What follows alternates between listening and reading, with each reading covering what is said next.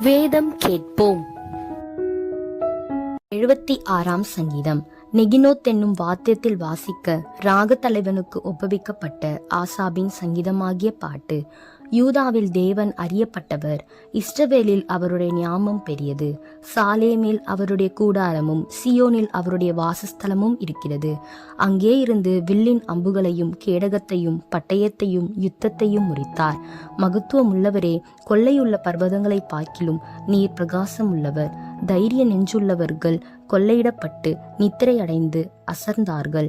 வல்லமை உள்ள எல்லா மனுஷருடைய கைகளும் அவர்களுக்கு உதவாமற் போயிற்று. யாக்கோபின் தேவனே, உம்முடைய கண்டிதத்தினால் ரதங்களும் குதிரைகளும் உருங்கி விழுந்தது.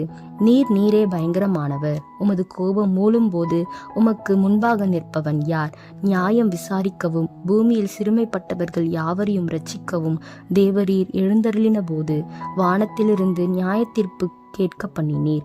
பூமி பயந்து அமர்ந்தது. மனுஷனுடைய கோபம் உமது மகிமையை விளங்க பண்ணும்.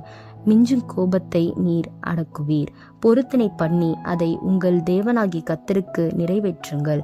அவரை சூழ்ந்திருக்கிற அனைவரும் பயங்கரமானவருக்கு காணிக்கைகளை கொண்டு வர கடவர்கள். பிரபுக்களின் ஆவியை அடக்குவார். பூமியின் ராஜாக்களுக்கு அவர் பயங்கரமானவர்.